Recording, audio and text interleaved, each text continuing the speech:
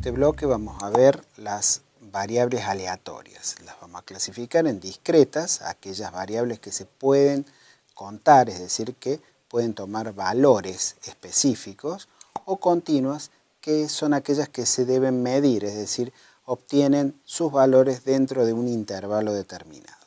De las discretas vamos a analizar la distribución binomial, luego la distribución de Poisson y la distribución hipergeométrica. Y en el caso de continuas, solamente vamos a trabajar la distribución normal o gaussiana.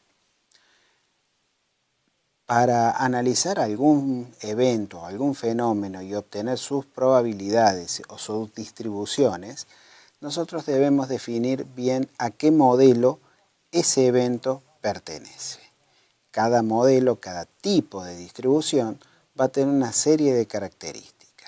Vamos a comenzar en este momento con la distribución binomial, cuando un evento pertenece a este tipo de distribución. En primer término, todos los ensayos que nosotros debemos considerar deben ser idénticos. Como segunda característica, cada ensayo que realicemos con estas variables aleatorias, referente a la distribución binomial, pueden obtener dos resultados posibles. Un resultado que lo vamos a tomar como acierto y el otro resultado va a ser el desacierto. Como tercer característica vamos a llamar probabilidad del acierto a P sub A y la probabilidad de desacierto va a ser igual a 1 menos P sub A. En cuarto modo vamos a analizar que todos los eventos son independientes en este caso, es decir, que si nosotros ensayamos una partida, cada ensayo es independiente del ensayo anterior y del posterior, es decir, que sus resultados no afectan a los resultados siguientes o antecedentes. Y como quinta y última característica de esta distribución, la probabilidad es una constante. Es decir, esto se logra cuando la población es muy grande o tiende a infinito, o bien cuando los ensayos son sin reposición. Para analizar cada uno de estos 5 puntos, vamos a plantear un pequeño ejemplo práctico. Contamos con un pedido de 5.000 folletos publicitarios y la aprobación de esta remesa está sujeta a que, en una muestra de 10 folletos elegidos al azar, no haya ninguno defectuoso. Si la imprenta indica que el 0,5% de los folletos impresos sale con fallas, indique la probabilidad existente de que el pedido sea aceptado. Vamos a analizar las 5 características que nombramos anteriormente. La primera, dijimos que los ensayos deben ser todos idénticos. Dice, se trata de revisar 10 folletos y el método es el mismo para cada uno de ellos.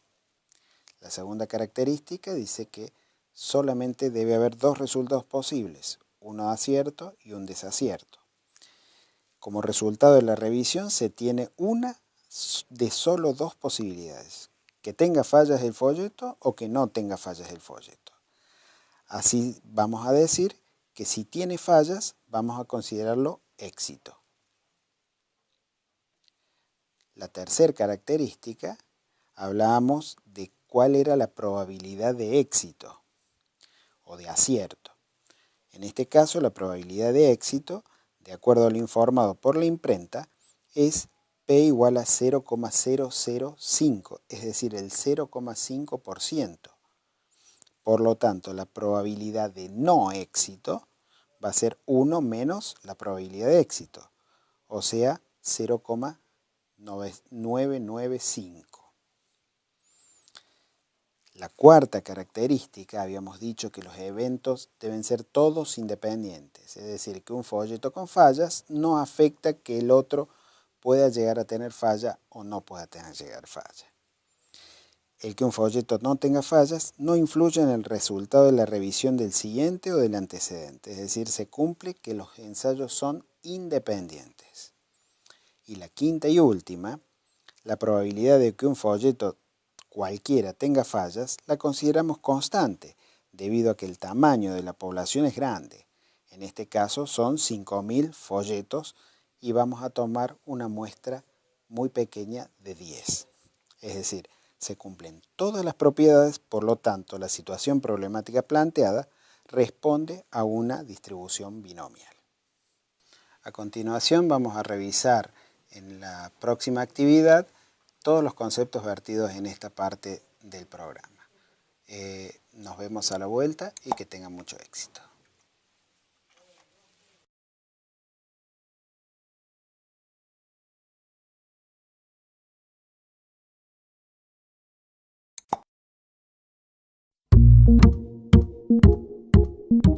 Muy bien, alumnos, durante el intervalo han estado trabajando en la actividad donde ustedes tenían que armar una tabla.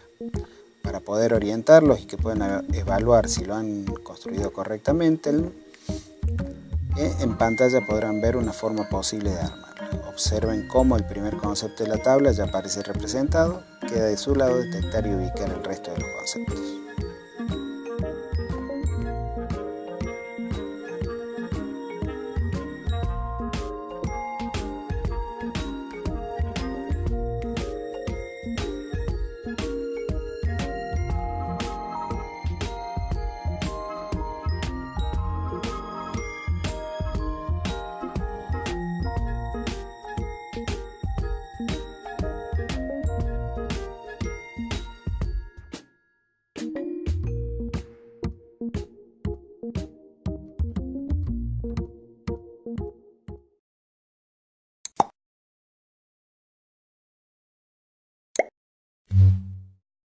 Bueno, dentro de otra de las distribuciones de variables aleatorias discretas, vamos a tratar la distribución de Poisson. También tiene sus características diferentes a la binomial. Entre ellas, la probabilidad de ocurrencia es la misma o aproximadamente constante a lo largo de todo el ensayo. También podemos observar que la probabilidad de observar más de un éxito en un intervalo es aproximadamente 0. Y el número de ocurrencias en un intervalo es independiente del número de ocurrencias en otro intervalo distinto. Teniendo en cuenta todas estas características, podemos dar una serie de ejemplos para que quede más claro el concepto. Por ejemplo, el número de pacientes que ingresan en la guardia de un hospital por hora es una posible distribución de Poisson. Otra pueden ser el número de folletos con errores por cada paquete de 5.000 unidades. Pueden ser el número de defectos en los pallets de ladrillo hueco en una fábrica, número de llamadas entrantes o salientes por minuto en un call center. También, más en la parte agronómica, la cantidad de huevos puestos por día en cada galpón, o el número de siniestros que ocurren en el barrio mensualmente. Esta distribución tiene como parámetro un solo valor, el promedio de ocurrencia, al que denominaremos lambda. Ahora en pantalla tendremos la expresión matemática que resuelve esta distribución, donde x es el número de éxitos o de ocurrencia de éxitos, lambda es el promedio de esa ocurrencia, y la letra e es la base de los logaritmos neperianos, que es aproximadamente 2,71.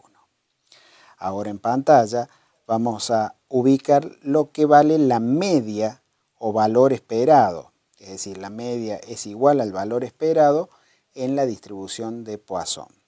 Posteriormente aparecerá también la varianza, que también responde a la letra lambda, que es el promedio de ocurrencia.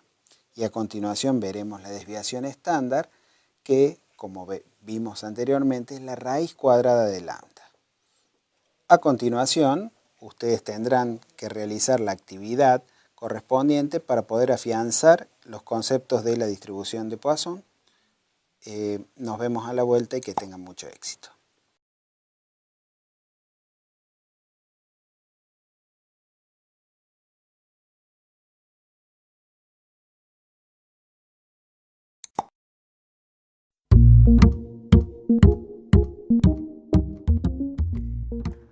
Muy bien, alumnos, durante el intervalo han estado trabajando en la actividad donde tenían que armar una tabla. Para poder orientarlos y para que puedan evaluar si lo han construido correctamente, no deberían haber faltado los elementos de la distribución de Poisson. Observen el primer concepto de la tabla, ya aparece representado en pantalla. Queda de su lado detectar y ubicar el resto de los conceptos.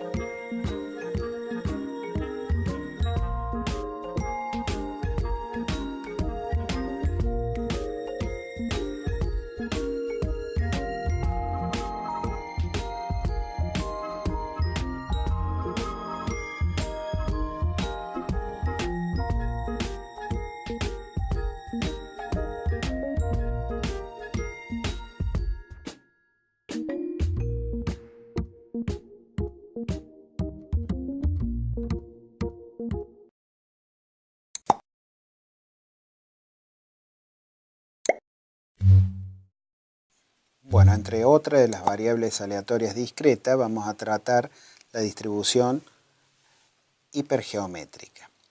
En este caso, si tenemos una población finita de tamaño n, mayúscula, de los n elementos de esta población, cada de ellos cumplen una condición determinada que nosotros fijemos. Eso significa que n menos k no van a cumplir esa condición. Ahora, si de este conjunto n, que lo vamos a llamar población, extraemos una muestra n minúscula, para que responda a la distribución hipergeométrica, la relación entre n minúscula y n tiene que ser mayor al 5%. Es decir, acá tomamos en cuenta que n minúscula tiene que ser muy grande con respecto a n mayúscula, para llegar a ser mayor al 5%. En este caso de distribución hipergeométrica, vamos a establecer una serie de diferencias con respecto a la distribución binomial para distinguir una de otra. Entre las diferencias, la distribución hipergeométrica, trabajamos con una población finita. En cambio, en la distribución binomial, la población tiende a ser muy grande, casi llegando al infinito. En el caso de la distribución hipergeométrica, el tamaño de la muestra tiene que ser grande con respecto a la población. Ya dijimos, mayor o igual que el 5%. En el caso de la distribución binomial, la muestra debería ser pequeña. En el caso de la distribución hipergeométrica, esa relación entre al extraer una muestra grande, modifica la probabilidad de acierto en nuestro análisis. En cambio, en la distribución binomial, la probabilidad de acierto se mantiene constante en todo el intervalo.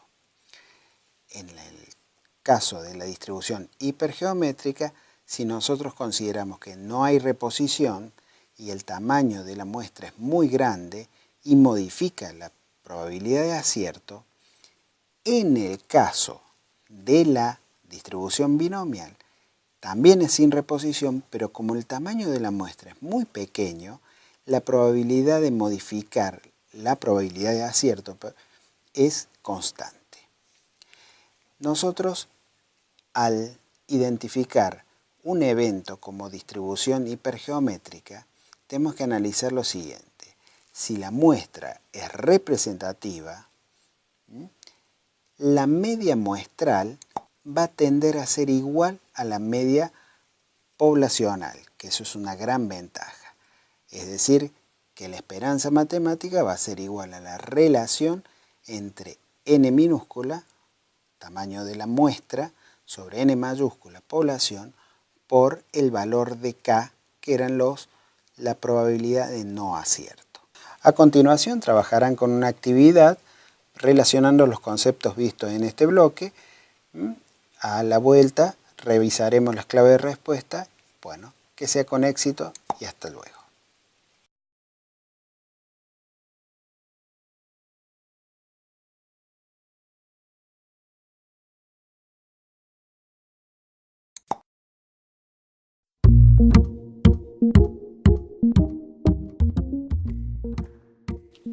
Muy bien, alumnos, durante el intervalo han estado trabajando en la actividad donde ustedes tenían que armar una tabla. Para orientarlos y poder evaluar si lo que han construido es correcto, en pantalla podrán ver una forma posible de armar esta tabla.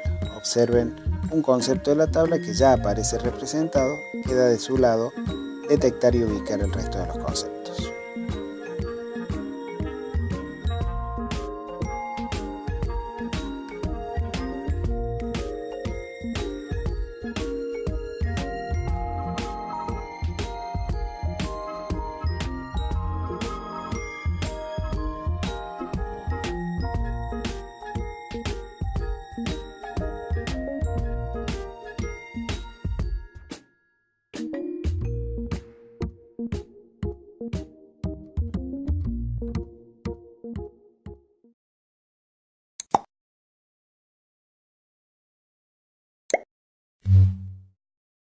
Bueno, ahora en las variables aleatorias también, aparte de ser de la clasificación de discreta, están las continuas. De las continuas vamos a analizar una que es la más común, que es la distribución normal, también llamada distribución gaussiana, que es una distribución de variable aleatoria donde los valores toman sentido dentro de un intervalo, es decir, generalmente los valores de estas variables se miden, no se cuentan, como los de variable aleatoria discreta. Por ejemplo, la altura de una persona se mide, por ejemplo, el peso de una persona también se mide. Entre las características que tiene esta distribución es que si nosotros realizamos un gráfico cartesiano, donde representamos las frecuencias con los intervalos, esta distribución va a tener una forma acampanada. Vamos a ver más adelante en una imagen cómo es la forma de esta función. Luego, esta campana va a ser simétrica respecto a un eje vertical que pasa por la abscisa de mayor ordenada. Esta mayor ordenada va a coincidir con el valor de la media de esta distribución normal.